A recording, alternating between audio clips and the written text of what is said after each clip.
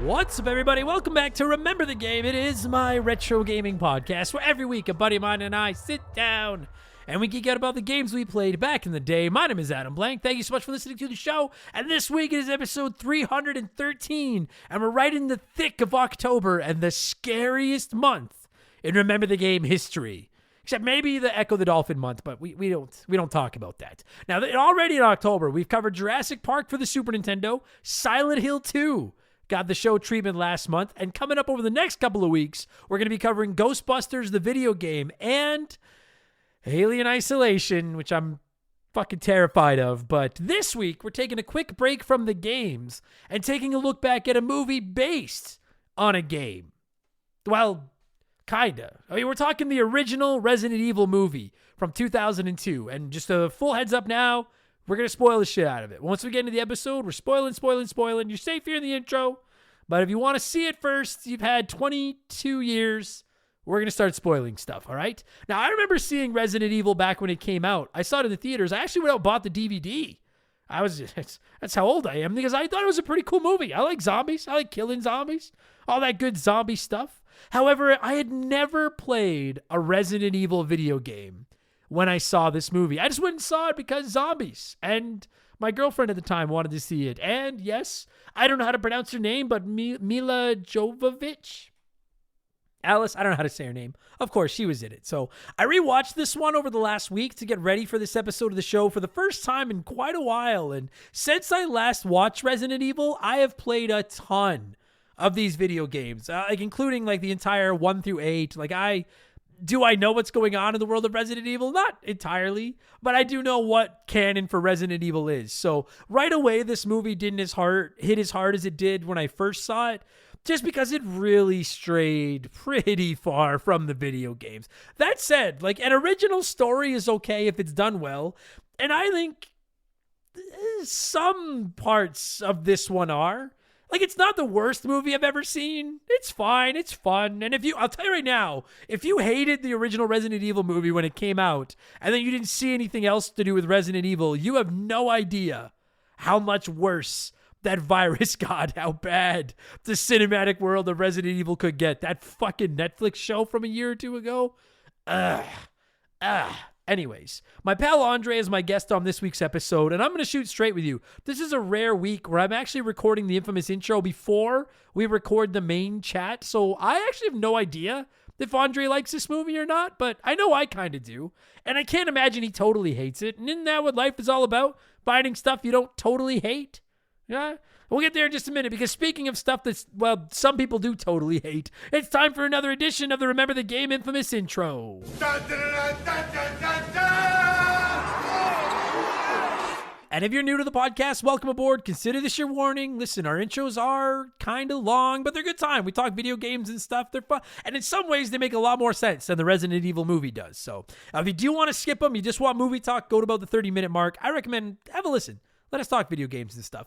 Indulge me for a couple of minutes while I get my plugs out of the way, and then we'll talk video games and stuff. We have all kinds of merchandise. The holidays are right around the corner. Christmas. If you know someone you don't really like, get them a Remember the Game shirt. You can find all of it at rememberthegamepodcast.com. Shout out to my man Joe from 4545 Creative for designing all of our stuff. And if you don't like clothes, I get it. Maybe look at our Patreon. It's about the greatest deal in the history of the world. We've actually built a collection of a dozen of our Patreon exclusive podcasts over on Patreon you can listen to for free. You can sign up for free and check them out if you want to see what our Patreon is all about. But our actual Patreons I shouldn't say our actual, are they actual Patreons? I feel like, so if you don't know, sorry, quick side tangent. Here in Edmonton, years and years ago, the old general manager of the Edmonton Oilers, Kevin Lowe, said they have two types of fans. We have fans that support our team and fans that buy tickets and support us in the building. And it was and this was during a time when the Edmonton Oilers were like the Mighty Ducks. They were just horrendous. And it was just such a dumb thing. We have all kinds of hot dogs, and I appreciate all of you. All right? but I give a dozen episodes for free to all hot dogs. And if you want to throw me $3 a month, then I'll give you hundreds more. We offer 4 ad-free shows every week. Our Simpsons podcast, Per Bogey Dishwasher, my vlogging podcast, The Rambling Idiot, my gaming news podcast, Game Patch, and our video game potpourri show, Expansion Pass, where we do a little bit of everything. Last week was Expansion Pass 232, and I did a spoof review of Bluey the video game, a children's game, and I've done a couple of these now, where I'll take a game made it for kids, and I'll just grill it like it is the most anticipated AAA release of the year, and they're stupid, but they're usually pretty fun at the same time. And as is becoming tradition, here is a sneak peek of last week's episode of Expansion Pass, my Bluey the video game review.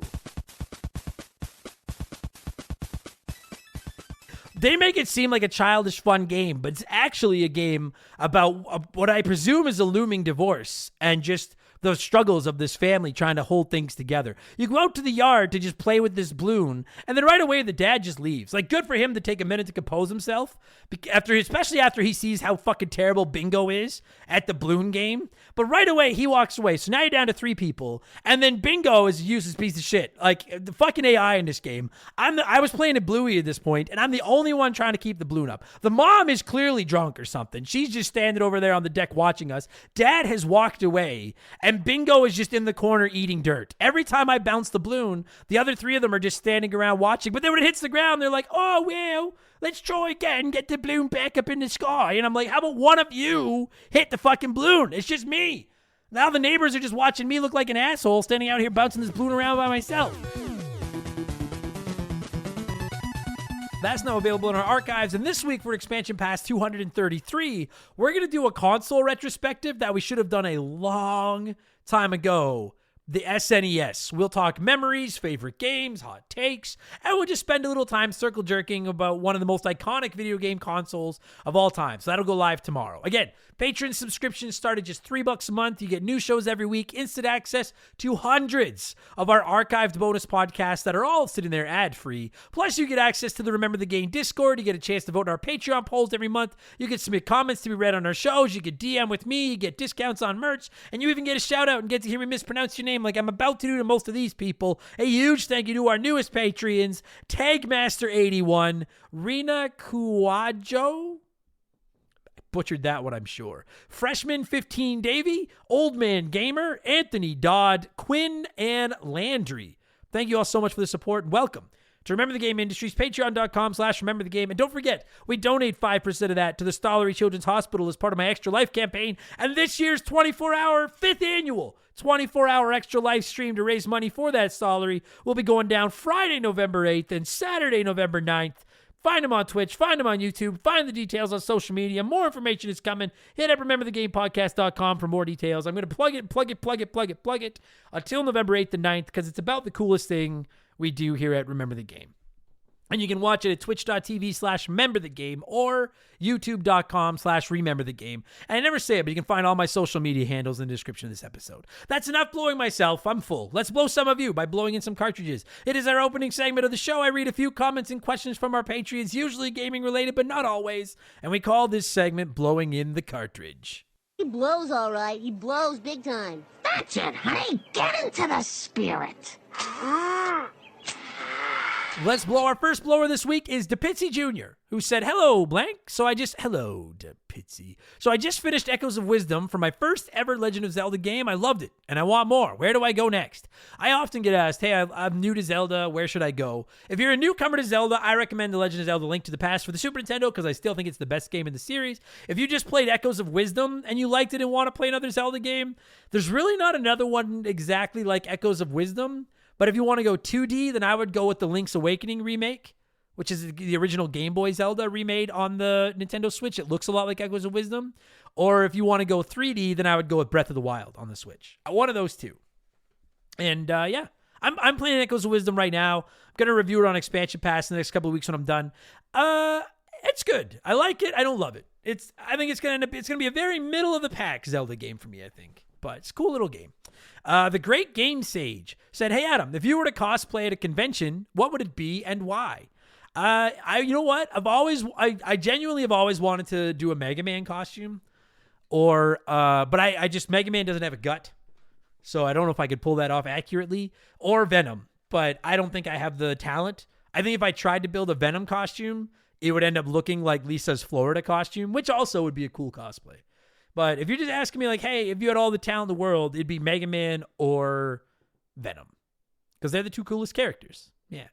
Old Man Gamer said, hi, Adam. After listening to so many Remember the Game podcasts and feeling like an artful dodger and stealing content from you, I finally put my hand in my pocket to become a Patreon. Firstly, thank you for the fantastic, honest, and funny reviews. I used to listen to other podcasts and got so bored of their over-the-top bullshit. You talk like a normal gamer, and your anger just makes it better. Thank you.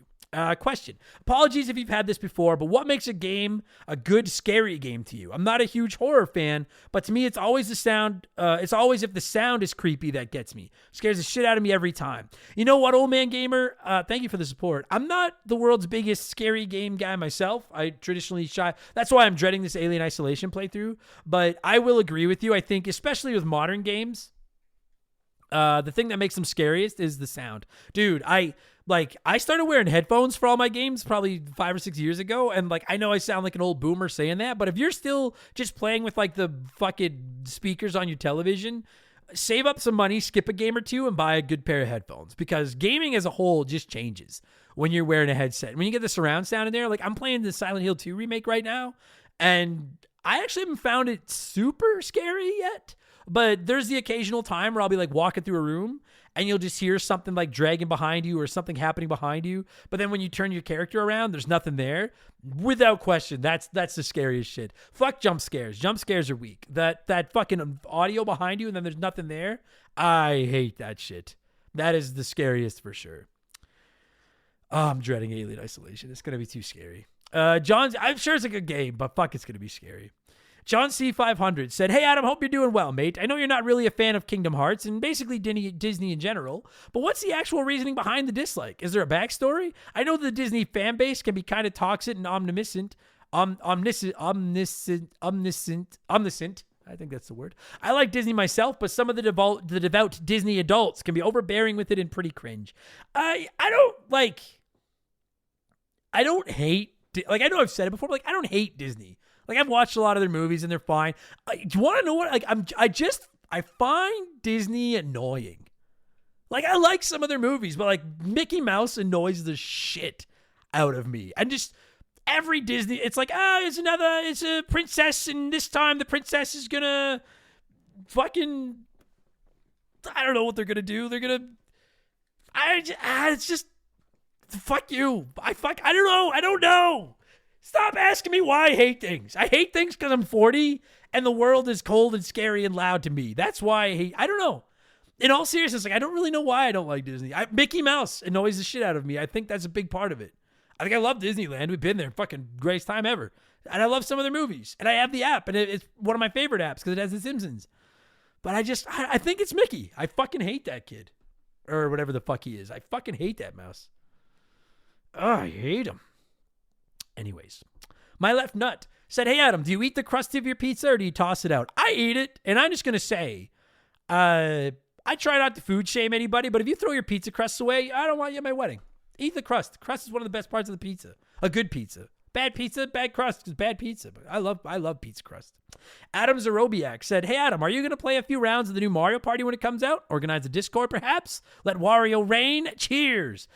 I am definitely picking up the new Mario Party this week. I'm pretty excited about it, actually. I haven't bought a Mario Party in a while, so I am going to buy it. I'm going to stream some of it.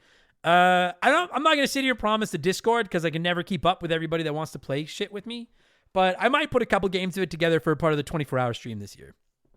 And I'm definitely going to stream it on Twitch just because I might even do a stream of it Thursday night because I don't know. I might need something to do after the Broncos get swamped by the Saints, so I think that's who they're playing this week. But anyway, yes, I am getting Mario Party, and I'm quite looking forward to it. Fill up my mouth with farts said, hey, Adam, in terms of your two careers, podcasting and comedy, which would you prefer? Being a podcast draw on the level of a Joe Rogan, or being a comedy draw on the level of a Bill Burr, Gabriel Iglesias, or Brad Williams? Without question, the podcast. For those of you that don't know, like, because I use I'm a comedian as like a way to sell the show, because I am by definition and according to the government with the taxes I pay, I am a comedian. I get paid to go on stage and tell jokes, but I really don't do a lot of. I get asked a lot, like, where are you doing shows? Very rare. I don't do much anymore. When I do them, I just do like corporate events. Like a company will hire me to come in and do their Christmas party or whatever the fuck. But I really don't do a lot of stand-up anymore. I don't love that business. I don't know. I kind of hate it. I kind of hate that business. Whereas I love podcasting. So it would I don't know if I'd want to be on the level of a Rogan. Like the money would be nice, but I already get intimidated by people that listen to the show. I don't know if I could handle it if I had like tens of millions of listeners. That feels like too much. Plus, like everything he says is like half the world is like, oh my God, fuck yeah. And the other half's like, oh my God, fuck him. And I don't know if I'd want to, I don't know. If I have to choose one though, I'll take the Rogan. I'm good. I like where I am. I'm a nice D- on the podcast scale. I like it here. But if I have to choose one, Rogan for sure. Oh, yeah. And then finally, it's letter time. It's letter time. Rush's dog walker said, hello, Senor Blank. I'm betting this has been asked before, but what are the chances of a clean episode every 50 or something? I'm only asking because my wife makes me change it when our kids are in the car, and it would be frowned upon if I just drop them off in some random area. Thanks. You know, that it doesn't get asked that often, Rush's dog walker, but I appreciate the ask. Honestly, what are the chances of a clean episode every 50 or something? Honestly, not very good. I know that some people think I swear too much. I see the reviews where people are like, this guy's a fucking idiot and all he does is fucking swear. And I love that usually the reviews have typos in them, which is like, yes, I am the idiot here. That's for true. But it's so ironic that as a comedian, I work clean. I can swear, but my jokes and everything are clean. That's why I do corporate events, because my jokes are about like my taxes and my bad back and golf and asthma and stuff like that. Whereas I get on the show and it's like fuck, figgity, fuck. I don't do it to like try to be cool or try to be edgy. And if you know me in real life, that's just the way I talk. I use the word as a kid. I remember taking like them teaching us in public speaking that and uhs, those are not good public speaking cues. And I have just developed this horrible tendency to replace the ums and ahs with fuck. I love that word. So maybe like not every 50, maybe like once in a great while as like a joke on like an expansion pass or something, I would do like a PG Adam reviews a game he hates or something. Man, that would be a lot of fun actually. Like a PG version of the Echo the Dolphin episode or where I can't like Homer with the swear jar. Fiddle-dee-dee. Maybe something like that. But for those of you that have asked, I'm very grateful. I appreciate it. And I at one point thought about launching a show that was clean, that you could listen to in the car with your kids. But I honestly feel like neutering myself, for lack of a better term. I don't think the show would be as good. That's just not who I am. I think for better or worse, if you like the show, it's probably because you like me. And I like to swear a lot. It's who I am. And if you hate the show, you probably hate me. And it's because I talk like I am and I swear a lot. So if you hate me, fuck you. And if you like me, thanks a lot. Fuck yeah. Anyways, thanks everybody for writing in. As always, we need to keep the ball rolling. So let's switch things up and get to a spin-off of our Smash Hit segment. Watch one, remake one, erase one.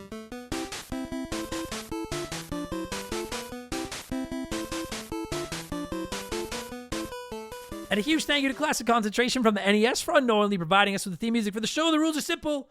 Every week I give our Patreons 3 retro video games, or in this case, 3 retro video game movies. And they can watch one as it was released, remake one as a modern movie, and the third is erased from time forever. And as always, there are no wrong answers, but there's a right one. We'll get there in a second. This week, since we're talking the Resident Evil movie, I went with 3 scary retro, and I say that very loosely, video game movies. We have Silent Hill, House of the Dead, and Alone in the Dark. And 36% said you'd watch Silent Hill, remake Alone in the Dark, and erase House of the Dead, which is not what I would do. So let's see what a few of you had to say here, and then I'll tell you what the right answer was. Spartan Iron said the Silent Hill movie is actually surprisingly good. I'll watch it. I'll remake Alone in the Dark because I've never seen it, and then I'll erase House of the Dead. It needs to stay in an arcade. It needs to stay an arcade shooter. Movie was awful. You know, I gotta say, I thought everybody hated the Silent Hill movie, but everyone wrote in this week saying the Silent Hill movie is good. So I'm gonna have to watch this movie this month. I'm gonna have to see it because I'm on a Silent Hill kick. I really liked Silent Hill 2 last week. I'm really liking the remake. I'm gonna have to watch this movie. Evan Azzo said, all right, we're gonna watch Silent Hill as it's great and Adam should watch it too. I just said that, Evan. I honestly thought they did a pretty good job with this movie. It's decently spooky. It's also the only good movie on this list. I'm going to remake House of the Dead because I feel like I could sit through a couple hours of a movie that actually has some sort of House of the Dead lore to it, and I'll erase Alone in the Dark. It doesn't need a movie. I don't need another travesty of a movie. Just leave that franchise alone, please. It took everything in me to play by the rules instead of erasing Yui Bowl twice for shitty video game tax scam write-off movies. I don't even know if I'm saying the guy's name right, but yeah, some of you guys have a major hard-on for this Yui Bowl guy. I know he's a piece of shit and people hate him, but I didn't know there was that much hate. He gets more hate than I do. That's a lot of hate. Hoolox said, I'm going to watch Alone in the Dark. I've never seen it, but it looks all right. I'm going to remake Silent Hill because it's a video game, or because its video game brother just got remade. And I'm going to erase House of the Dead. It looks about as good as the game. Not bad, but no one will be sad if it's gone forever.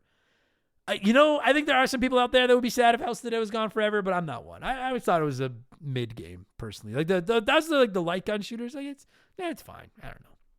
And Ender Soul said, this is the only one so far that makes me want to break the rules, but I'll play by them. That's why he got on the show. Watch Silent Hill because it was good in one of the roles where Sean Bean doesn't die. Remake Alone in the Dark because it had potential. And then erase House of the Dead because it was in theaters. I worked at one. The bulb to the projector blew and a chunk of the movie was audio only. And no one complained because it was that bad. Fuck Alone in the Dark, House of the Dead, and any other movie that director makes. That's not true. That the bolt to the projector blew and no one complained. Is it that bad? That makes me want to see it now. Silent Hill. I'm going to watch Silent Hill, I think. I'm going to try to watch Silent Hill in the next couple weeks. I'm going 19% of you this week, including Tagmaster81, who said, I'd watch House of the Dead as I've never seen it. I'd remake Silent Hill into the film it should have been. It was okay, but it should have been so much better. And then I'll erase Alone in the Dark. I never liked the franchise. It kind of sucked ass. So here's the problem: is I want to watch Silent Hill, but I have two other movies I don't give a fuck about, and I need to figure out something to do with them. So here's what I'm going to do: I'm going to go the same order Tagmaster did. I'm going to watch House of the Dead because even though everyone says it sucks, I like zombies, so like it should be okay. How bad could it be? I like zombies. I'm going to remake Silent Hill because apparently it's not as good as it should have been, and I want it to be magnificent. And then I'm going to erase Alone in the Dark because it just sounds evil. I don't know. I just imagine a guy sitting in the room for 2 hours in the dark, and he's like, this sucks. That doesn't sound very good. So thank you, everyone that played along as always. What have I been playing over the last week? I've played a lot of video games over the last week. I finished Mass Effect 3, done. We're going to be reviewing that in early November. That episode is coming. I'm working on Silent Hill 2 Remake right now. Really, really liking it. I'm working on The Legend of Zelda Echoes of Wisdom right now. I'm liking it. It's okay. I'm playing Ghostbusters, the video game, for the first time since it came out to get ready for next week's Remember the Game. And I've been playing a little NHL 25. I haven't played an NHL game in about 10 years. It's okay. I don't know. People seem to hate on it, but if you haven't played one in a decade, it's pretty good. It needs a tutorial mode. I don't remember when these games got so complicated, but I'm fucking lost. But it's been fine. So anyways, that's what I've been playing. Let's pause here. We'll let a sponsor in there. We'll peddle their wares. And when we get back, it's all about the Resident Evil movie. We'll be right back after this. We've had some great partners over the years here at Remember the Game, but I don't know if any of them have hit home for me quite like Hometown Hero does. No pun intended. Don't start. It's a transparent, honest cannabis company that helps people and gives back to those that have served their country at the same time. I mean, come on. As soon as I read about these guys, I knew I wanted to work with them. Hometown Hero is a cannabis company out of Austin, Texas, and they were founded back in 2015 by a U.S. veteran. They have two goals: create premium hemp products that can help everyone, and to support veterans by donating a portion of those profits to organizations set up to take care of those who have served. Hometown Hero products are of the highest quality, and everything they offer is made right there in the U.S. of A. Gummies, caramels, chocolates, drink mix. There's something for everyone. And what's more, their hemp is grown locally in Texas, which is something they should and do take a lot of pride in. And they offer certificates of analysis for everything they sell because they want to be clear that their products are as advertised, both in terms of potency and ingredients. No contaminants, you get what you pay for. Just how they conduct business is enough to get my good eyes' attention, but when you circle back to the fact that the company was founded by a veteran and they put such heavy emphasis on supporting veterans, this isn't just lip service. I'm not reading a script I was given here. I'm proud to have Hometown Hero associated with Remember the Game. Reclaim your evening. Visit hometownhero.com and use code RTG to take 20% off your first purchase. That's hometownhero.com, code RTG for 20% off your first purchase. This is an ad by BetterHelp. A band once said, "Work sucks, I know." And I think most people agree with them. Workplace stress is now one of the top causes of declining mental health, with 61% of the global workforce experiencing higher than normal levels of stress from their jobs. And while walking away from your job might not be an option, taking a little time every day to focus on yourself and your mental health can make a huge difference. I know in the summer I try to get outside every day, get a little bit of sun, and just enjoy the outdoors. It really helps. At least until my allergies attack, and then it's ugly. It's important to take steps to combat work stress, and therapy can be a huge one. It's not just for overcoming trauma. Therapy can help you define work goals, set some work boundaries, develop coping skills. It's like a cheat code for life. And if you're thinking, man, I'm too busy for therapy, well, look into BetterHelp. They make therapy as convenient as possible. You can meet with one of their over 30,000 therapists online and on your schedule, just like over 5 million people around the world already have done. As the largest online therapy provider in the world, BetterHelp can provide access to mental health professionals with a diverse variety of expertise. Unwind from work with BetterHelp. Our listeners get 10% off their first month at BetterHelp.com/rememberthegame. That's BetterHelp, HELP.com/rememberthegame. All right, let's talk about the first Resident Evil movie. As always, I like to let you nerds sound off on whatever we're covering before my guest and I hog the mic. And we had a shockingly high number of comments this week. I 1, 2, 3, 4, 5, 6. I got 6 in. I usually read 4 or 5, and I wanted to read more. I couldn't get it. There was a lot of them. That were good comments this week. So let's get into some of these. I Am the Mutt said, "Hey, Adam, I must say I absolutely love this movie. I really like that it tells its own story, and the laser grid hallway is awesome. And also, this was not a great choice for a first date movie, as it also wound up being the last date with that girl. Well, she's probably a zombie now, so fuck her. Yeah, the laser grid hallway is the best part of the movie. I mean, everybody knows that, right? Like, that is a pretty dope scene." Maverick said, "But the guy should have ran to the end of the hallway, because then he would have survived." We'll get into it in a minute. Maverick said, "So by movie standards, it's definitely not the best. By movies based off gaming franchises, probably a 7 out of 10 for its era. This was when you could see that studios realized that games actually have a great storyline and were trying to put some effort into these movies and figure out the formula. I felt the same way about the Max Payne movie. Doom, not so much, but I feel like you could see they were trying. I assume you mean with Resident Evil, not Doom. Doom, they weren't even trying. Resident Evil, I agree. They tried with Resident Evil. I haven't seen Max Payne, but they tried with Resident Evil." Mr. Satan said, "I think this is one of the better game-to-movie adaptations. They did take some creative liberties with the characters. I act like the rest of the movies never existed, and the beginning was a banger. In the 21st century was the leader in..." Yeah, no, I agree. I like the opening scene of this movie as well. Dude, that fucking elevator scene, holy fuck. It's almost too much for me. I remember not hating the second one, and then I think I saw the third Resident Evil movie, and that was when I tapped out. Now I kind of want to watch all of them just to see how bad they get. Osama bin Laden said, "This movie was a watershed moment where zombie movies and video game movies came together, touched tips, and whispered gently, together we could be mediocre mainstream. It's good shit. The opening scene is fantastic." Opening scene is fucking fantastic. And Clax said, Mila Jovovich jump-kicking zombie dogs in the face. Mila Jovovich being badass, blasting zombies while looking amazing even when it's a glorified dinner napkin. Add a killer soundtrack, a halfway decent storyline, and Michelle Rodriguez. What's not to like? She's awesome in this movie, Rodriguez, and I will say it does have a great soundtrack as well. You already heard part of the music, and I'm going to cue more up in a minute. That song creeps me the fuck out. And Mike Effin Banks said, "As a movie that kicked off the theatrical franchise, it's a pretty damn good movie. Plenty of scenes that can make you jump and action sequences that made you sit on the edge of your seat. I absolutely loved it." Wow. I don't know if I'd say the word love. But it's, we're friends, that's for sure. Like I said, we had a lot of comments. I finally had to put a cap on this because we have a podcast to get to. And it's time to do it. I'm going to fade in more of the music I played off the top because that music really picks up after like 40 seconds, and I think it's creepy as fuck. So here it is. And when it stops, Andre and I are talking the original Resident Evil movie, which hit theaters in North America on March 12th, 2002. Enjoy the podcast, everybody. Let's go.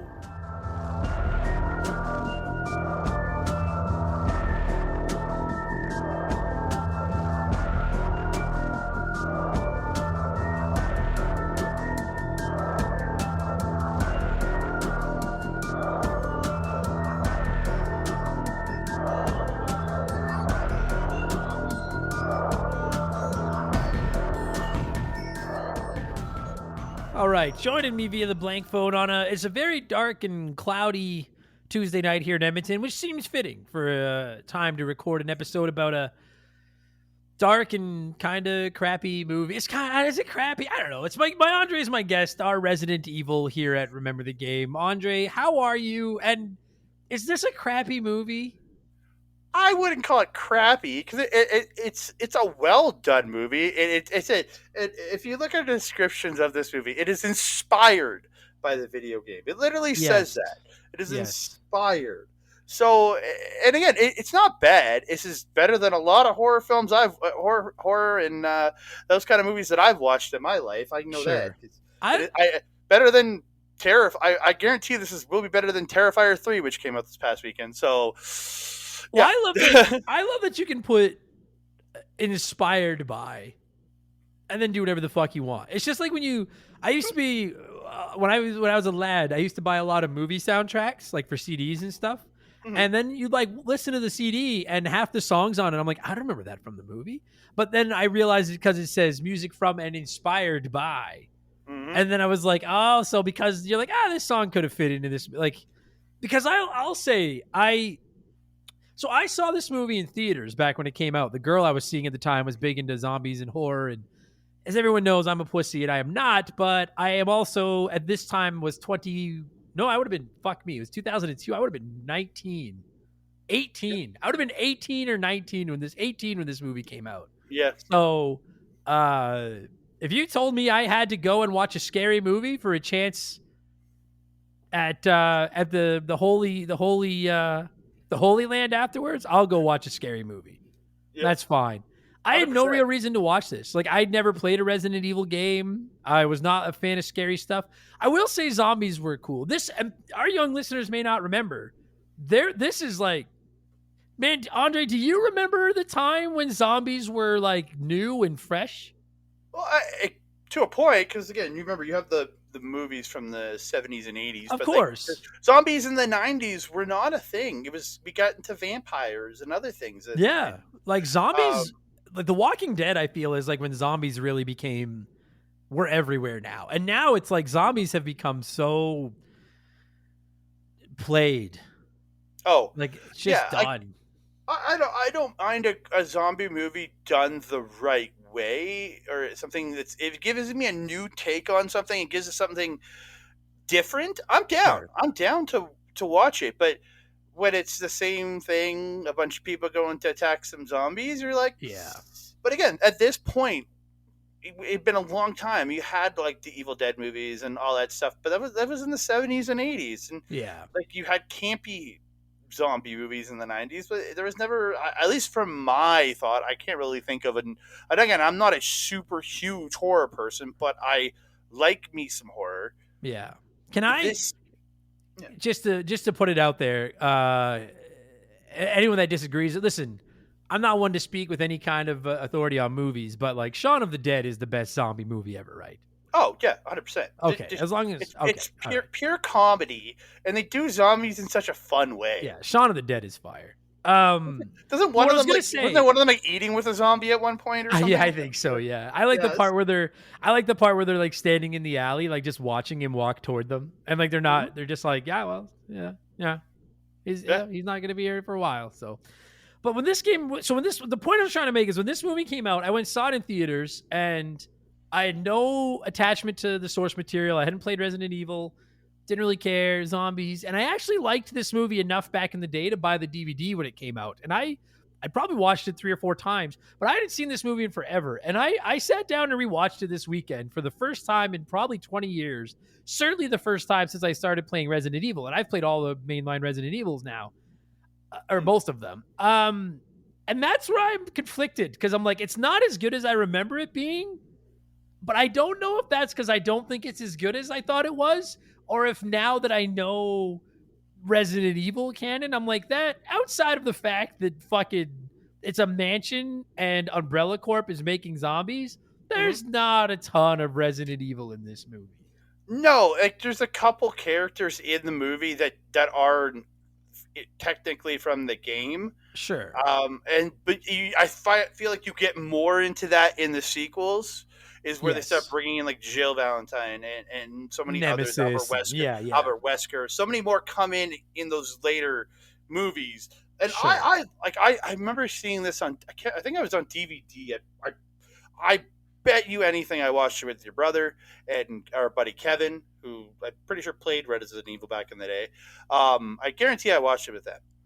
And I remember really liking this movie back then, and I got into it. When the sequels came out, I went and saw this. I saw the next couple sequels, and then I kind of fell off. Yeah, which Right? which I think is the like as I posted, I've been posting for the last few days that this episode was coming and just asking people like, where does this movie suck? Like, is this just like, and the most people are giving it like a B to a C, and they're like, it's fine for what it is, but they're like, it gets off the rails pretty fast once they start Yeah, making more of these things.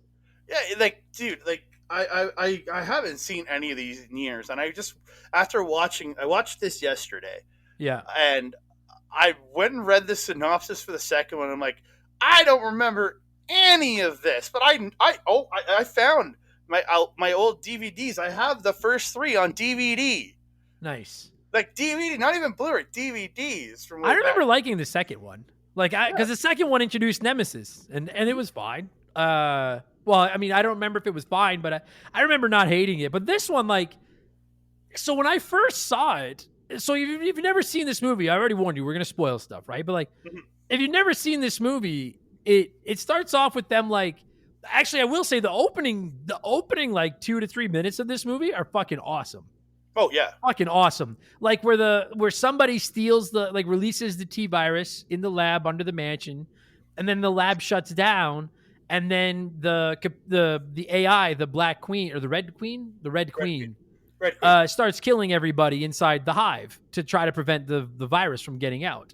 And that fucking scene where they're all in the elevator and the elevator Oh, quits, and then the girl tries to climb out and then can't get out, and I, then oh, oh oh. oh it just That's one like of I my don't. biggest fears in Me life. too.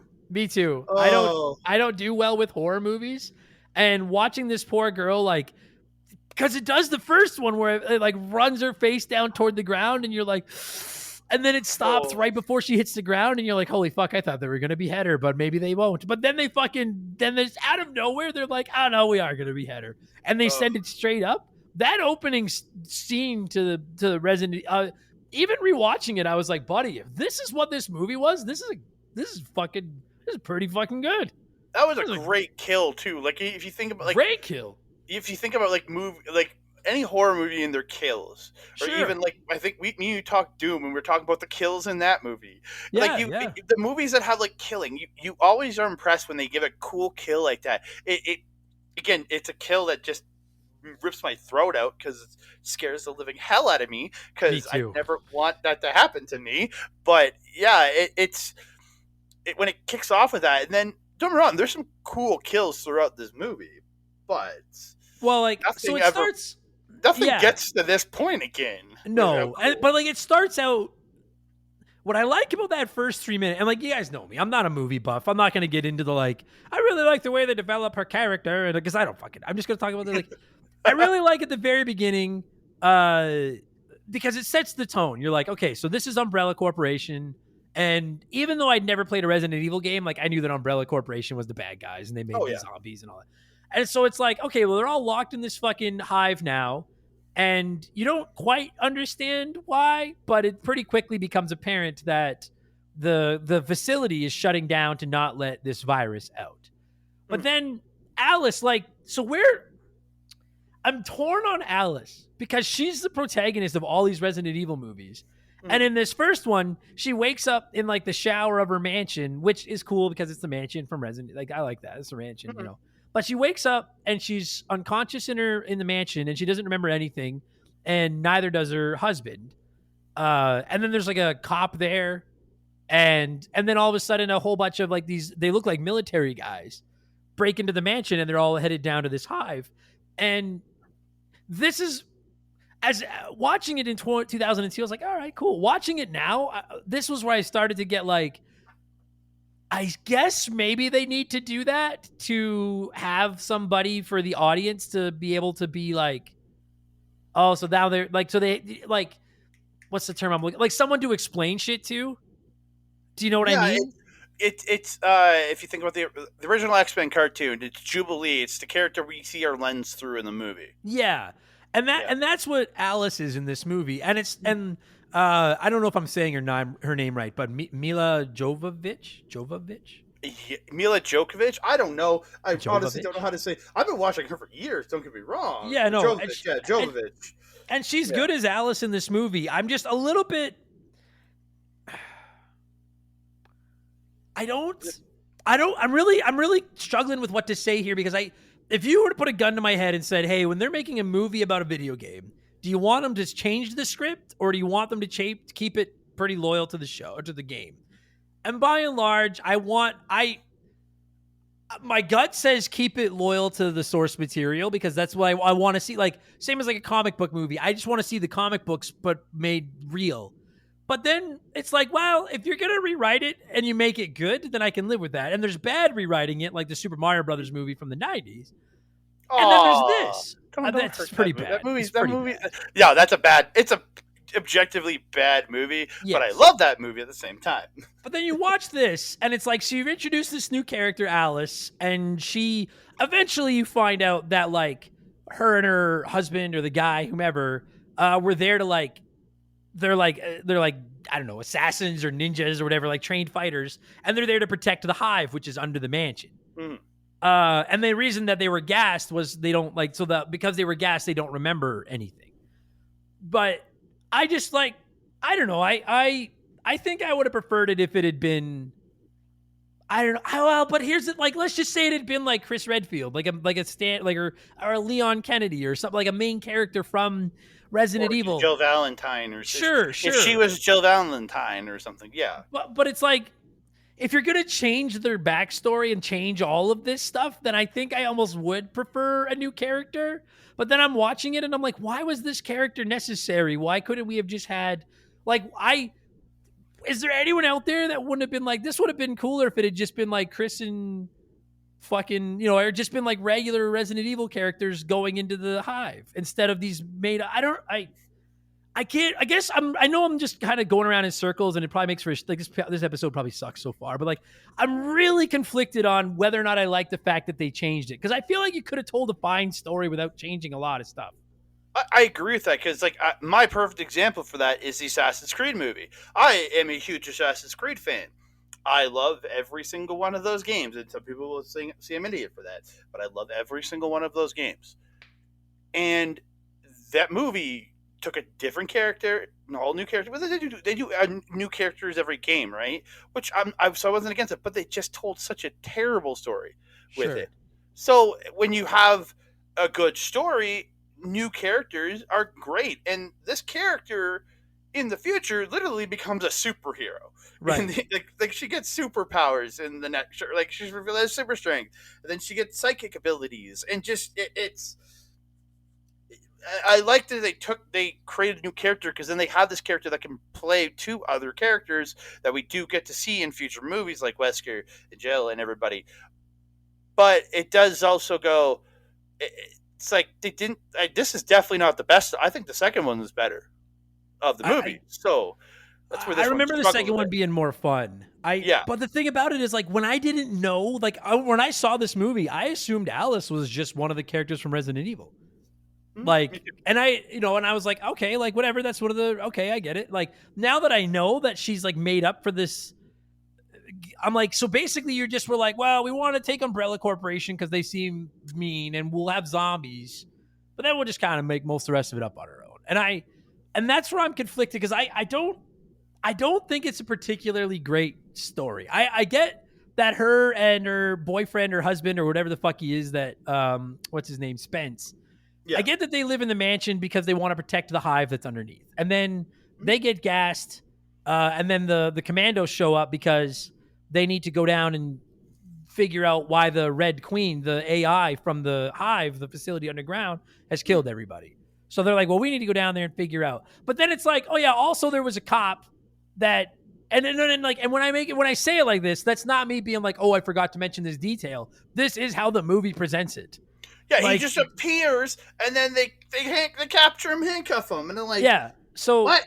So these commandos show up to this. Okay, so remove the fucking bodyguards for a minute, and they're like, okay, the hive is underground, and Umbrella owns it, and they do some funky drug, like they're creating bioweapons down there. You're like, okay, someone stole one of the bioweapons and released it in there, and then they shut down that lab and killed everybody in it because they're trying to stop this thing from getting out. Okay. Well, it's underneath the mansion because they need to hide it from everybody. I'm like, all right. And now we're sending in commandos to go down to the hive to try to figure out why this AI has gone rogue and is killing everybody. And I'm like, all right, so far I'm not following. So far everything, like if you told me that was the premise of the Resident Evil movie, now that I've seen them, I'd be like, cool. Because I bet you like Leon or Chris or like one of the staples, maybe Wesker will be there. And they'll be like part of the commandos that are going down there. And then it's gonna. I'm like, all right, I'm get on board with all of this. Like I'm so far, I can get on board with all of this. But then they're like, no, we're gonna introduce this new character, and she lives in the mansion, and she's like a super ninja, but she's gonna get gas, so she doesn't remember any of that. And there's also gonna be a cop there whose sister works at the lab, and they think that Umbrella's up to bad things. But we're not really like, and I understand they eventually explained that the cop was there because, he was trying to figure out what happened to his sister. Like, I get it, but like that to me, like that, Alice, the cop, and Spence, the husband, I guess you need one so that they can explain to the viewer what's going on. But I thought all three that was where I think the movie gets better once they get down into the hive and shit hits the fan. But from a story perspective right now, watching it, I'm like, what the fuck is going on? You guys really made this a lot harder than it had to be. And it's so long in that initial part where they're just having conversations and explaining shit. It's like, I get it. And then you have to get him. It's not actually that long, but it feels so long. Yeah. It does. And you know what? You're right. Killing. Like the pacing is fucking, everybody watching this movie. Well, 3/4 of the people watching this movie are here to watch zombies and people fight each other down in this, or, wherever. Yeah. And then it's like the amount of time it takes to get this fucking crew with these three, it's two, not brainwashed, but like two people that have amnesia and can't remember why they're there. And then this angry cop.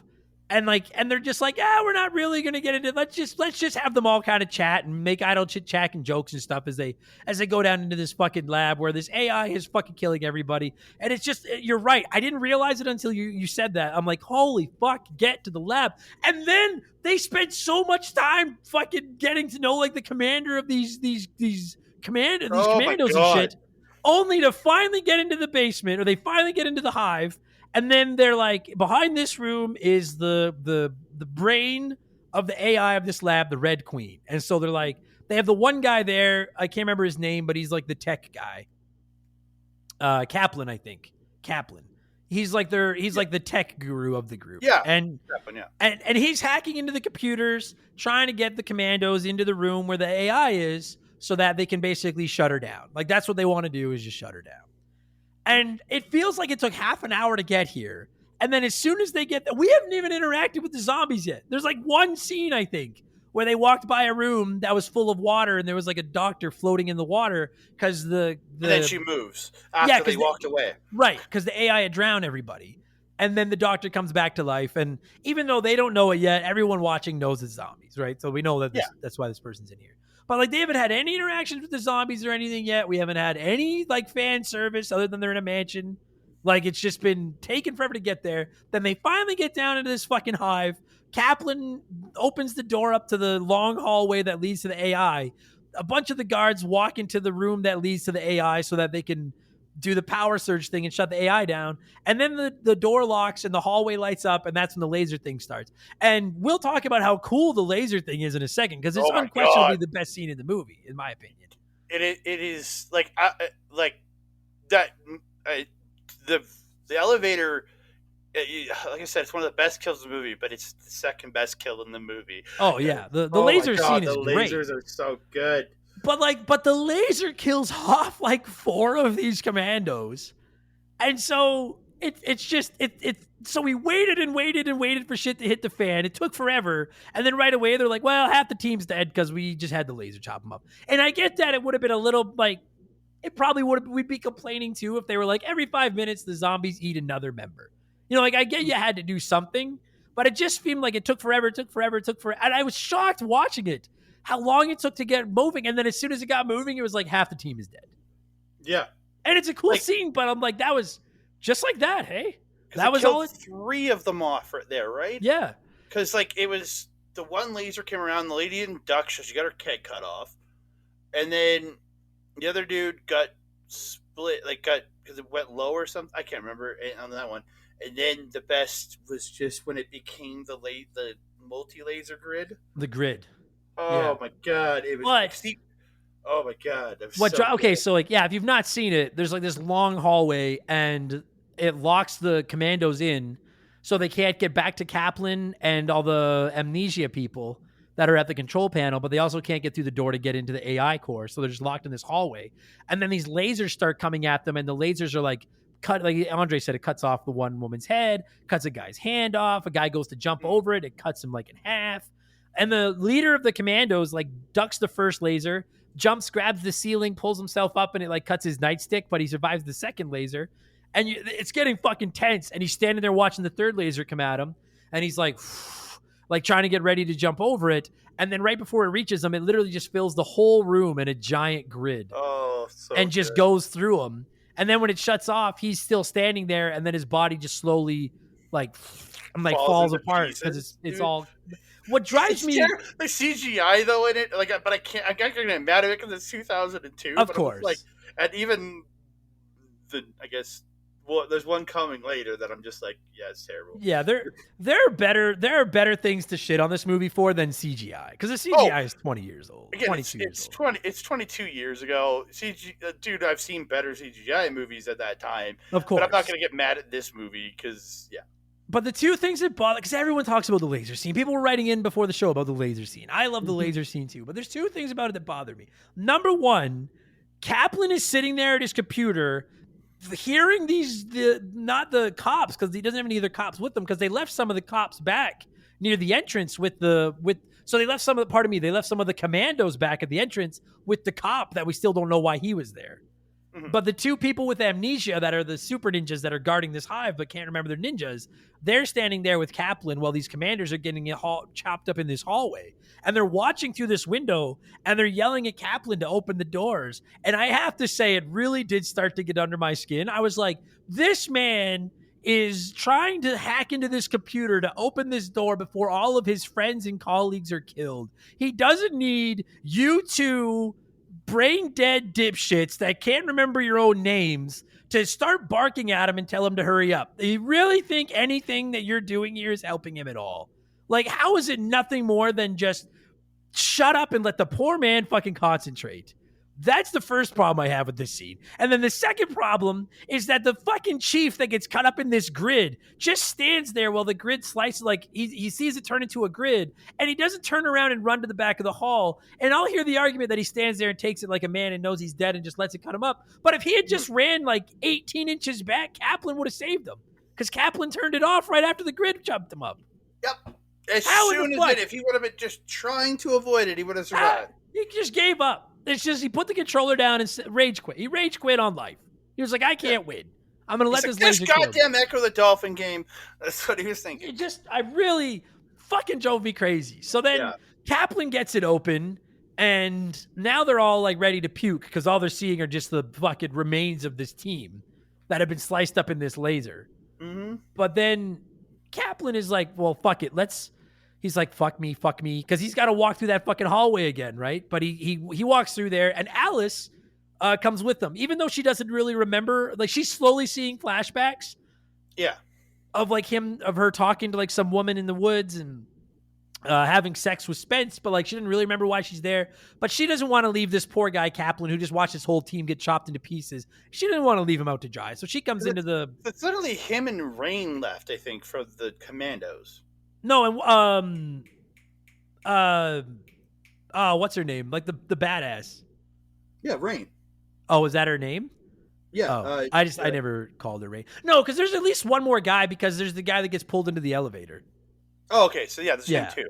But But yeah. it's those two in Rain. It's Rain, him, Kaplan, and that random Yeah. other security guard. And Yeah. again, I get that like you're like, well, we only have an hour and 40 minutes, and we spent the first 20 minutes of it just fucking doing nothing. So we don't have time to develop all these characters. I understand that, but it was just like it was such a slow burn to just watch half the team get wiped out by this laser. I don't know. I didn't care for that. But so they go in, and then so one thing I both love and hate about this movie is the Red Queen, because the Red Queen is the AI that's running the hive, and the designer of the AI basically designed the AI to, when it communicates with someone, it's a hologram of his daughter. So it's like a little girl. And I really genuinely think it's cool because she's creepy as fuck. Like that part where she's like, "You're all gonna die down here," you know. Like that's creepy as fuck. This like creepy ass little girl telling you that. That's fucked up. That would break me. That would Yeah. legitimately break me. I'd be like, no, all right, I'm leaving. But exactly. So Yeah, so the Red Queen is trying to do everything they can to convince them not to shut her down.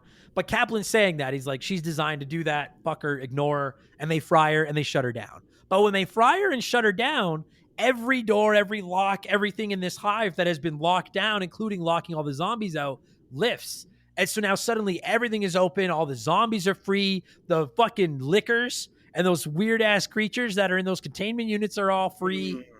That's pretty fucked up. That thing that was like running on all fours, right, and had the big giant tongue. Yes, that's the liquor. Yeah, that's the one. That's the one thing in this movie I was just like, where I went to see Chad and went, "This is terrible." See, the CGI on the liquors are pretty bad. I'll concede that point. Yeah, I'll concede that. Yeah, but now everything is. The movie I was like, "This is bad." Yeah, but the story at this point, and there is okay. You know what? We got to pause for. I don't know if this episode has been any good. I'm sorry. This is what this fucking movie does to you. This movie's just a shit show of a train wreck of an ass fuck. We're all over the place here. Let's pause. If I actually convince someone to sponsor this stupid show, we'll let a sponsor in here. We'll do their thing. And when we get back, we'll go over the second half of the movie. And I want to explain why I went from loving the Red Queen to kind of hating the Red Queen in about 3 minutes. So we'll talk about all that. We'll be right back. Okay, give us a sec here. Hold on. Okay, so you mentioned the liquors. So, Kaplan and the team that got cut up by the laser grid and the two memory loss people went to shut down the AI, Rain, who is, who plays her? What's her name? Michelle Rodriguez. Her I know, but Fast and the Furious, man. That's where she's from. Oh, see, I fucking hate those movies, but I do like her. And she's a badass in this movie. She's one tough motherfucker. I like her a lot. Oh, dude, she was awesome in this movie. And again, she had just done the first Fast and the Furious movie at this point and was kind of like riding high off that. And I think she would eventually go and do Lost after this. But yeah. Oh, okay. Dude, awesome. I loved her in this movie. Yeah, she's the tough kid. She's great. So her and another one of the cops, JD, is staying back near the entrance where they first got to the hive under the mansion. Because when you go down like an elevator in the mansion, and you have to take like a train that takes you down to the hive because the hive's pretty far underground. And they're basically staying back there, like watching their exit. Well, it's the emergency entrance to the hive. Right. Yes, yeah. Exactly. Because the normal one has been sealed off, so they went into the emergency one. And so they're back there with the cop, who we still don't know why he's fucking there. And he's handcuffed. And they're just hanging out by all these chambers and looking in the chambers and seeing these creepy characters and shit like that. And then all of a sudden, a bunch of the zombies show up and start attacking all of them. Mm-hmm. And they're freaking out. They're trying to figure out what the fuck to do and how to get out. And then poor fucking Kaplan, the tech guy, they're on him to like enter like a 6-digit code or something into a security door to open it up so they can get away from because now the zombies are starting to show up because all the doors have been unlocked by frying the AI, and now all the zombies are starting to come after them.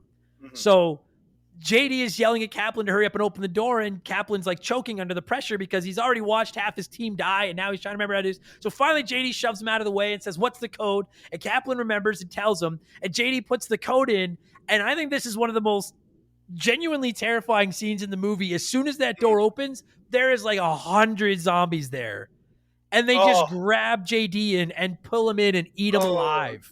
Dude, when when they're trying Jamie to died save like him. that, I'm like, that is just not fair. Watching, okay, so like here's from just like a human standpoint to watch a man screaming for all of them to help him while he just disappears into the sea of people and they're taking bites out of his flesh. It's pretty fucked up.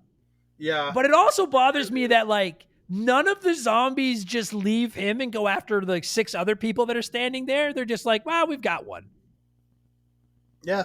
Like it's like there was like an invisible wall at the elevator that they couldn't get through, this door. Mm-hmm.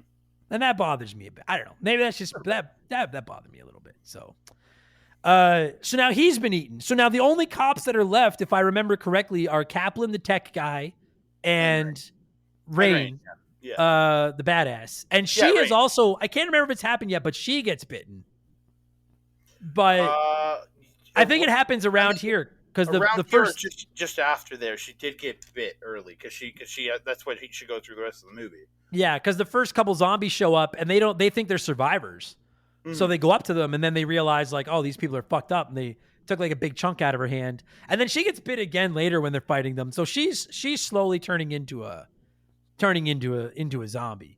Mm-hmm. Meanwhile, while this is happening, Alice is slowly starting to like get her memory back. And then we get this is where I don't know why this storyline was necessary. The cop guy explains that he and his sister were like out to shut Umbrella down. And so she was working for Umbrella and getting into the hive to like be a man on the inside, like to be a mole.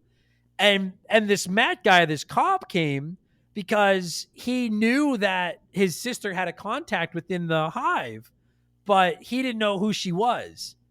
And he came to find out because like his sister is all fucked up. So now he's there to like find out what the fuck is going on. But like, I don't remember them ever explaining in the movie how he would have known to go to the mansion or that the hive was under the mansion, or like, did I miss something? Like, unless it's like, I can understand that a little bit is because his sister probably fed him information on where certain, because again, she works in the hive, right?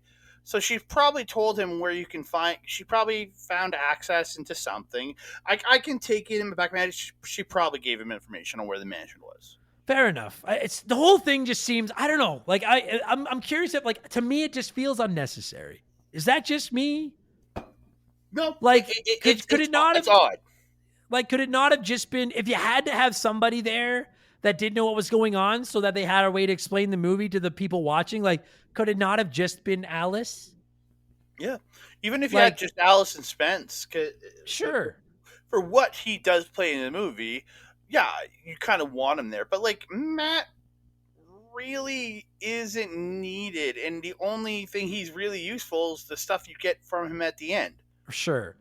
So then... Yeah. I do like the scene where Matt runs into his sister, who's the zombie. Oh, and he still thinks he can save her, but yeah. And then Alice takes her out and is like, I'm sorry. Now, Alice knows that, and this is the flashback, so we've slowly been getting better scenes of. Alice is remembering that she was actually the contact Lisa had been dealing with. Mm-hmm. But Matt, her brother, the girl's brother, doesn't know that, and Alice isn't telling her. And like, it's a lot of shit to keep track of when all you really want is like, I don't know, maybe I'm just an idiot, but I'm like, all I want to do is shut my brain off and just watch a zombie movie. Yeah, like, me too. There's just a lot of moving pieces that aren't really necessary, in my opinion.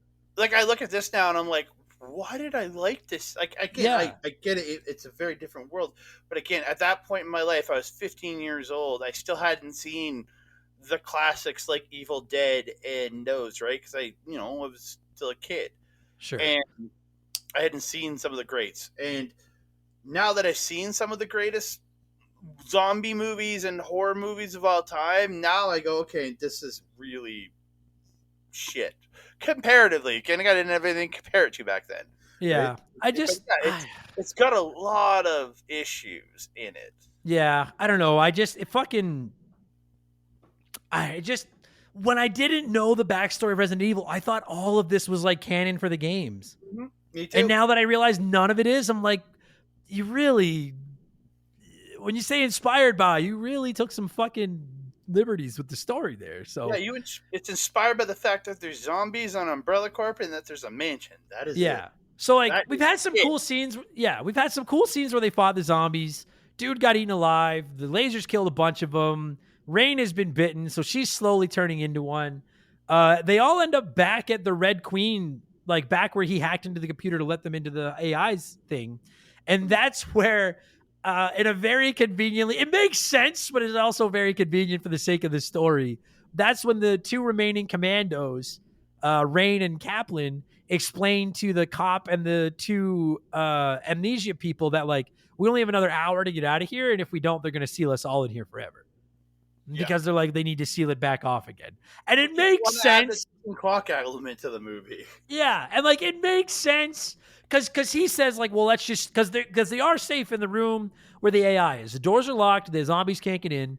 And one of them is like, let's just stay here. Eventually, they're going to send help for you guys, right? They're like, no, they're going to lock us in an hour.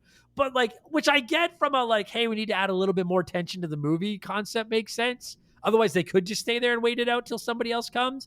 But at the same time, it's like, you're telling me that a company like Umbrella Corporation wasn't going to send anybody else into like, you know what I mean? Like, it's Yeah. like, it makes sense, but also like, come It on. doesn't make sense. At the They're same time, evil, but they're come not on, that guys. evil. Yeah, like it's like if you locked yourself in the sealed room, you could just wait it out. Like eventually, they're going to send somebody else in to come and research something, to do something with something in there, and Yeah. that is where you would get saved. Like you didn't put an SOS thing on this Yeah. watch or something, you know? I don't know. So that's when they realize like now we're stuck. We're locked back in the AI central hub and we have an hour to get out of here, but there's zombies on both sides. We can't get out. We're going to get eaten. We're running out of bullets. We're fucked. So then they make the decision to reactivate the AI, trying to form a bit of a truce. And they're like, if you open some doors and help us out of here, well, it's not so much a truce. They basically tell them, hey, if you either open some doors and let us out of here, or we're just going to shut you down again. Because they have like a remote that can shut her down again. And this is where I went from being like the Red Queen and the AI that controls the whole place and shut everyone in to kill them and then tells them you're going to die, you know?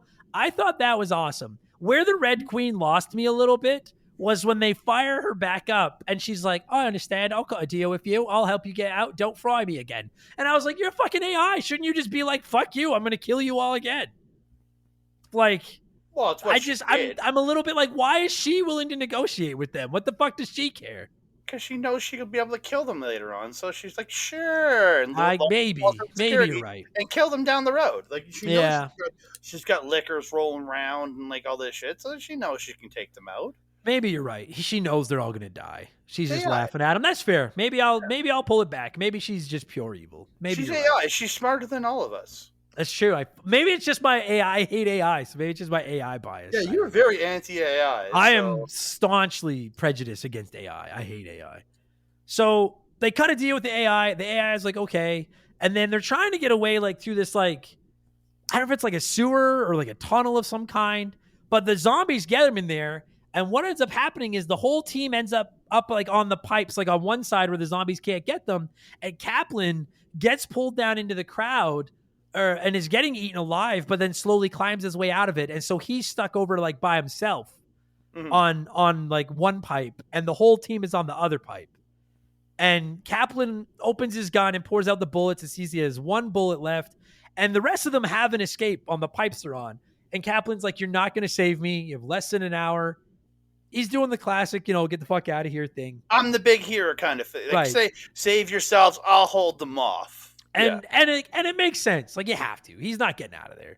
So now you've got the two amnesia people, the cop and Rain, the badass, who is slowly turning into like she is dying because she's been bitten like 4 fucking times. And then Kaplan is sitting on this pipe, and he has also been bitten a few times, I believe. I think he got bit when he was in the crowd there. I think so too.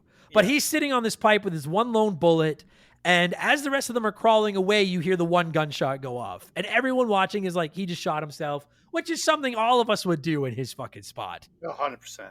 But then it goes back, and it turns out he has shot one of the zombies. And then he throws his gun into the sea, and he's like, you're going to have to work for your meal. And he crawls off. Because then it turns out, and it does not bother you, it turns out he had an exit right behind him the whole time. Yeah, but again, he's not sure where that exit's going to take him to. But why? But why would they all like? Why wouldn't? Why instead of them all just being like, he's right, we have to leave him here while he gets bitten? How are they not like, dude, go out that way, we'll go this way, and we'll find a way to meet up? They're just like, all right, I guess you're that dead. was a giant plot hole there. Like just Like, stupid. oh. It's like Yeah. if I see behind me on the way out, I'm like, well, I can go this way, and I'll try and meet up with you guys later. Yeah. And So then Alice, who is getting her memory back, remembers that there is an antivirus to this T virus that's turning everyone into zombies. Mhm. And so they go to the lab, which ironically, or not ironically, but actually pretty well written, circles back to the very lab that was full of water where they saw the dead scientist floating in the water. That's where the antidote is. And it's not flooded anymore. It's still got water in it, like knee level. But now that the doors are open, the water is drained out. So they go in there to get the antidote, and it's gone. And then it turns out that her husband, the Spence, the other guy that had lost his brain, his memory's coming back. And it turns out at the very beginning of the movie, you see a hand throw a vial of the T virus that turns everyone into zombies against the wall, and it shatters, and that's what starts this whole thing. Mm-hmm. And it turns out it was him because he had stolen the virus and the antivirus. Remember at the very beginning when the guy gets the coffee spilled on him, and it turns out it was this guy running past him. Yeah. But you never would have caught that watching. I actually thought that was I thought that was really well written. I really you just thought it was somebody randomly bumping into him. That's all you really thought it was. So Spence turns on the rest of them and reveals that like he has both the T virus, he's got the antivirus, he's got everything waiting on the train back at the exit. He can get the fuck out of there. He's going to sell it for a ton of money. So then he locks them all in the lab and leaves them all there to die, and goes running back to the train where he can inject himself with the antivirus so he doesn't turn into a zombie, and he can get the fuck out of there. But then again, he says it in a way like, and he says the only reason he didn't get out is because of the misting of the place of the mansion to keep right. That's what, because that's it. Because at the very beginning of the movie, they don't find him in the house like they do Alice. They find him on the train. Yeah, because they open one of the train doors and he falls in. And it turns out that's why he was on the train, because he had already gone down to the lab to steal the virus and get out. He didn't realize they were going to miss him and knock him out. Mm-hmm. And now it's all coming back to him.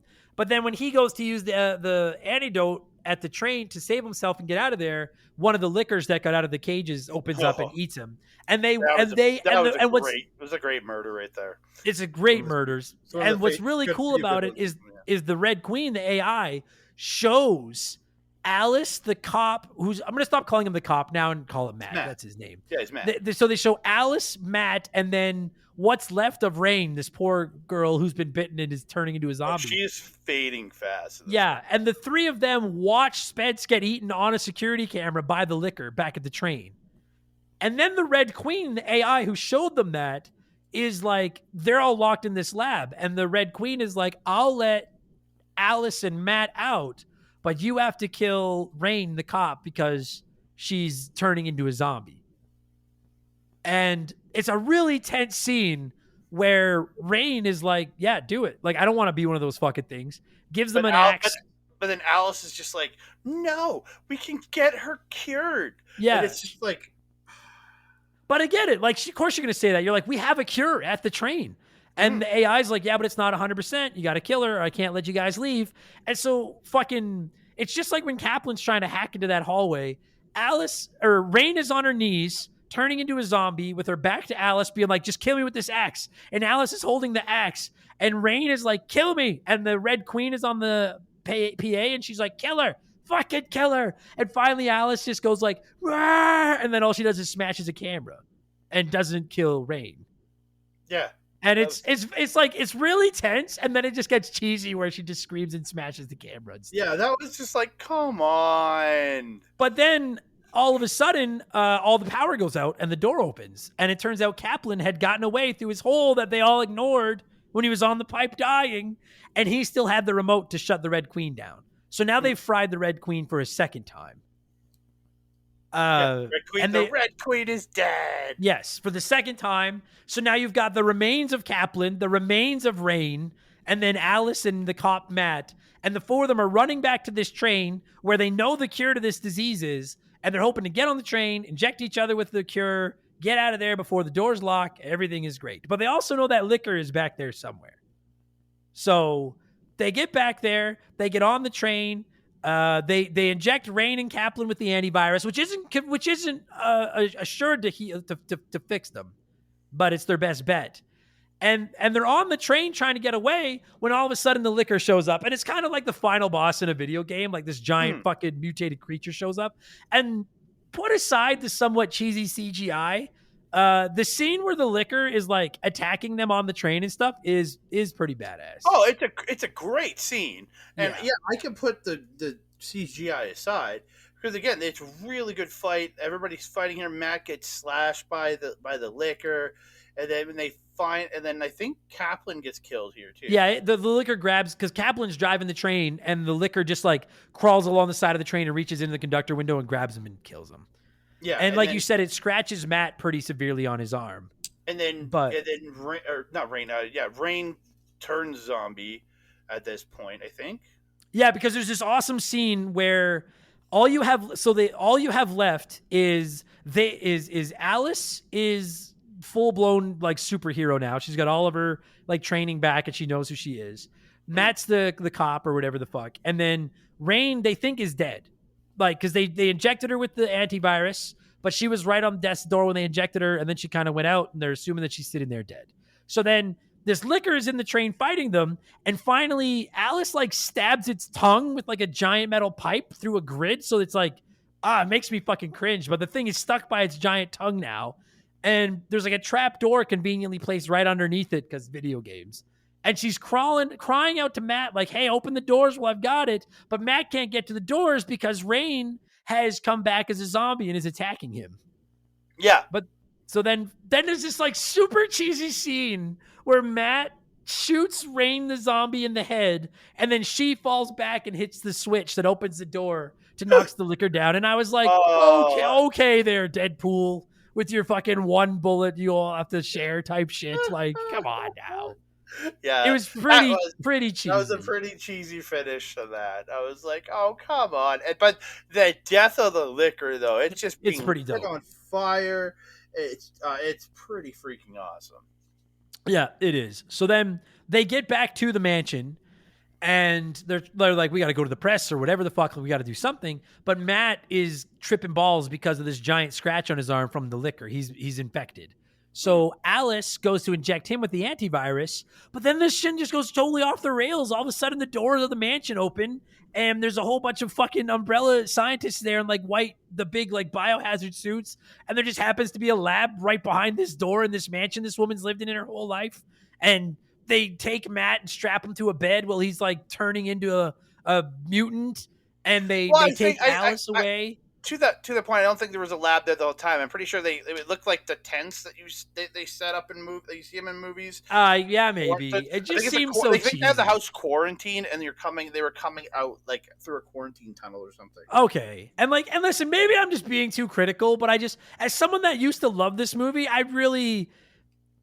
rewatched it and I was like, I mean, it's not bad, but I'm like, this is not what I remember this being. So all these scientists show up, they catch Matt. Now, I think the last, outside of the beginning of this movie, like before the name screen, the splash screen pops up, and then the liquor fight and the laser grid in the hallway scene, outside of those scenes, the last 3 minutes of this movie are the best parts of this movie.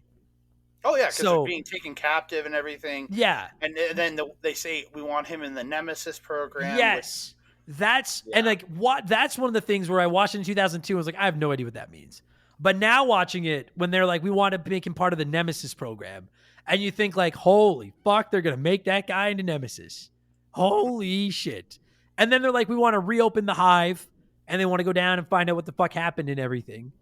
And then all of a sudden, it's so weird. At the very end, Alice wakes up in like a hospital, like with all these fucking needles coming out of her, when she rips all those needles out of her skin, it just makes me fucking cringe. Oh, dude, I was like, no, don't do that. No, don't do that. No, don't do that. And then you see the needles with all the blood on them. You're like, yeah. Oh, fucking just, it makes me sick. And I'm not thinking, in my head, I'm going, why aren't you bleeding more? I know. But she gets out of this like hospital, And when she gets outside, you realize that she's at the Raccoon City Hospital. She's in Raccoon City, and the whole city is just gone to shit. And like a newspaper is there that says "The Dead Walk" or something like that. And it's clearly setting up like what Resident Evil 2 and 3 were, where you're in Raccoon City and Nemesis is running around and zombies are everywhere. And then that's basically the end of the movie. And I again, if you've never seen this and you're like, should I watch this? If you know nothing of Resident Evil, I think there's a moderately okay, albeit a little bit stupid zombie movie here. Mm-hmm. But if you go into it as like a Resident Evil fan and you're looking for Resident Evil fan service, which is what I was looking for on this rewatch, I was disappointed. Until the very end. There's little hints. There's little things here. The Nemesis talk. Like Red Queen was taken from the movies and put into later games. Sure. Like that's like, but she didn't exist before this movie. Like it's not. I get like I know this episode has been all over the place, but like it goes back to the beginning, and I'm like, I genuinely can't decide if I think this is a bad movie or not, because I'm like I don't think it's a horrible movie, but it was nothing like there was. I was like there was if you removed the words T-Virus and Umbrella Corporation, you could have just convinced me this was a zombie movie. And Raccoon City, you could have convinced me this was just a zombie movie, and I would have been like, oh yeah.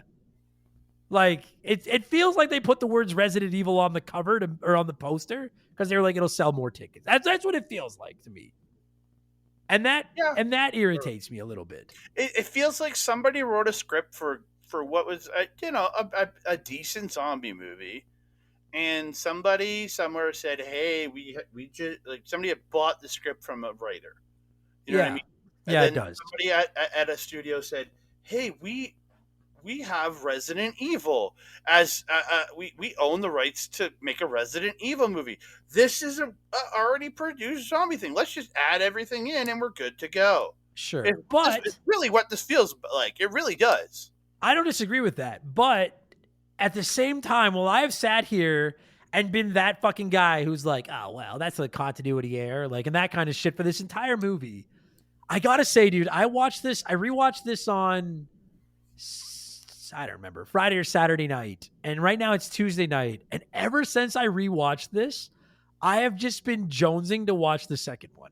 Oh, dude, I watched it. I watched the second one. I watched the first one, and then I read like a plot summary. Yeah. So it didn't tell me everything. I'm like, I don't remember any of this, but I remember it being good.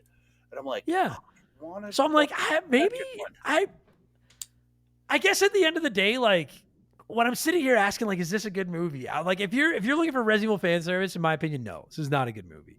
The second one gets a lot more into characters and game and stuff from the games. Absolutely. But I'll say, I sat there and watched an hour and a half of this movie, and there were times where I rolled my eyes a little bit and thought, like, well, that's kind of stupid. Like when they leave Kaplan and he could have gotten out and that kind of stuff. I didn't hate it. Like I was entertained until the end. Yeah. Again, there's nothing. This isn't a bad movie. This is a decent movie. I wouldn't say good, but I would say it's a decently fun movie. Yeah, it's a good time killer. It has some good kills in it. The story is there. There's some cool little nods if you know the Resident Evil history. There's a couple little nods throughout, and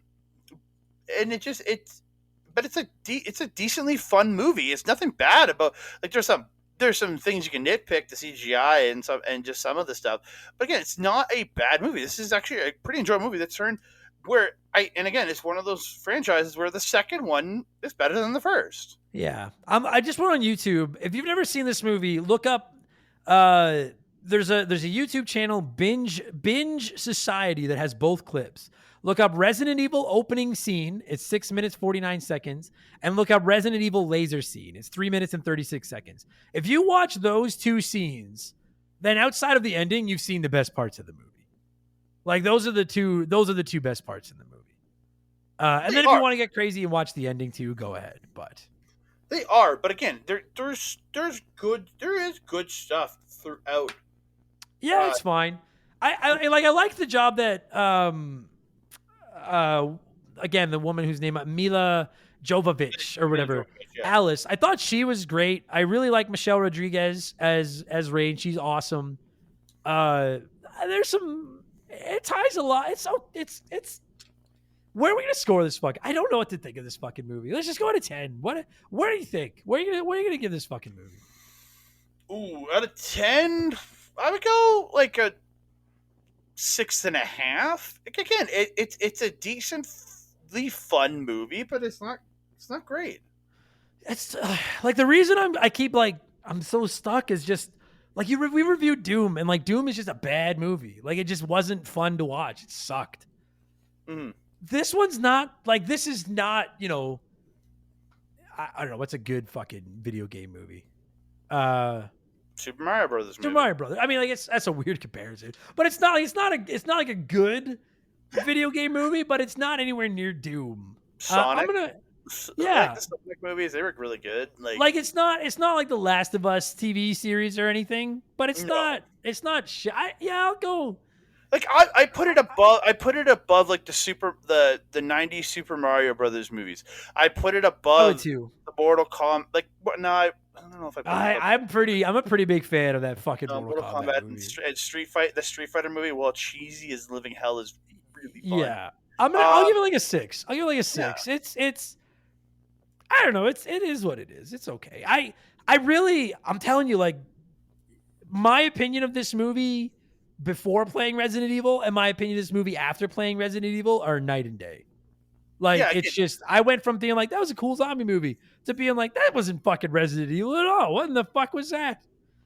Again, I haven't played a lot, and I'll admit, I haven't played a lot of Resident Evil in my life. Like, and I've read a lot of stuff, done a lot of, it's just, like, I played the remake of 2 that you lent me. I played half of that, and I know I played the original at some point, but that's it for me. And again, people who might be Resident Evil diehards, I'm sorry. It's just horror games are not my jam. But I enjoy these movies where they are. They're campy horror movies, or just whatever you want, whatever classification you want to give them. They're campy version, and I enjoy it. Sure. I just feel like it could have been more. Oh yeah. More Resident Evil. That's all. Anyway. Again, and it's what you get more of in I know in 2 and 3, but with the caveat that you're also getting superhero Alice in those movies too, on top of Resident Evil stuff. Yeah. All right. I don't know, everybody. If you're like, that was a really scatterbrained review, I tried this. Watch the movie. The movie is all over the fucking map. I don't know what else to say about this fucking movie. I'm done. I'm glad we did this. I really do. I really like this. This movie would be near the bottom, but probably has an outside shot at cracking my 10 favorite. Has a shot at cracking my 10 favorite video game movies lists. And if you want to write in and point out stuff I missed where it related to the game or anything like that, I mean, you can if you want to, but like at the end of the day, my opinion on this movie is not going to change. I don't want to talk about it. At that Canada guy on Twitter, you can send all of your yell at him. You can send your complaints to me. I'll take this one. Yell at him. Andre, I don't want to talk about this fucking movie anymore. What?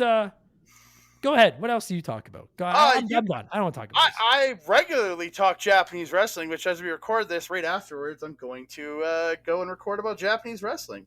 So yeah, you can check me out over on my YouTube page, youtube.com/@Andre and Melball Wrestling Talk, where we cover Japanese professional wrestling, New Japan, Stardom, and Marigold.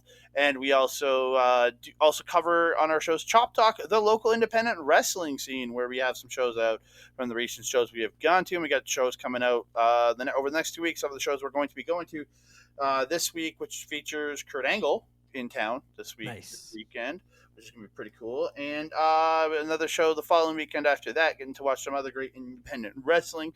So you can check us out reviewing those shows over there. And then you can also find me most Wednesdays and Fridays over at on our local establishment talking Marvel, doing a show called Marvel Talk on Wednesdays. Right now we're reviewing the Agatha All Along series as it comes out, and on Fridays we do what's called the Japanese Wrestling Update, where we give you all the news of the past week in Japanese professional wrestling.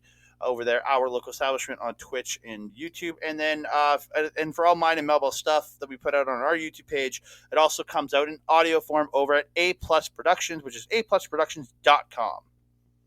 Stay busy. Yeah, assuming he sends them to me in the next. This episode is literally going live in about 90 minutes. So assuming he sends them to me in the next 90 minutes, there'll be links to Andre's wheelings and dealings in the description of this podcast. Holy fuck, man. I don't remember the last time I felt this lost in the woods reviewing something on this show, but this movie is just everywhere. And I don't know what else to say. So I'm just going to move on. And 7 days from now, we'll be reviewing last week we reviewed a video game in Silent Hill 2. This week we reviewed a movie about a video game in Resident Evil. Next week we're reviewing a video game that almost serves as a movie when my buddy Daniel and I talk about Ghostbusters, the video game, which was the unofficial third Ghostbusters movie until there actually was the good one. I was thinking you're going back to. I thought maybe you were going back to the NES game. I was like, no, don't do that. No, that game got its 20 minutes. But we'll be covering that next week. I love that game. I like this movie, and Andre, you are somewhere in between those two things. Good job. Thanks for doing this. Talk to you later.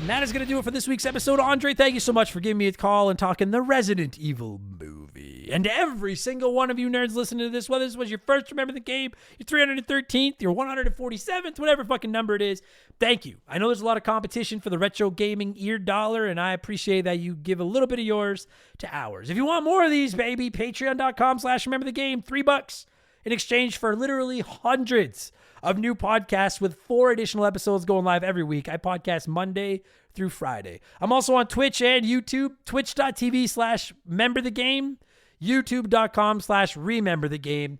It's hard to remember. Just look in the description of this episode. You'll find all of our links. Throw me a follow. Come by and say hi whenever you want to. It'd be cool to see it. November 8th and 9th, we're doing 24 straight hours. Well, 2 12s. It's not, I shouldn't lie. It's not 24 straight. I turn into a surly motherfucker by about 11 p.m. So we go 2 12s. It's fun. We're raising money. It's good times. Leave us a nice review, would you? I don't know what they do, but I'm supposed to ask for them. I think that's everything. I'm going to thank some patrons and get out of here. If you are a patron, I'll be back tomorrow with Expansion Pass 233, our Super Nintendo retrospective. And whether you're a patron or not, be back here in 7 days for Remember the Game number 314, where we'll take a look at Ghostbusters, the video game from the PS3 and Xbox 360, and pretty well everything after that. Good. Honestly, middle of the road game, but phenomenal franchise. Fan service out the ass. I'm going to thank some patrons and get out of here. Take it easy, everybody. Talk to you later. Don't trust Umbrella. Cheers. Remember the Game is brought to you by our Patreons. I could not puke up all the content I churn out every week without all of your support.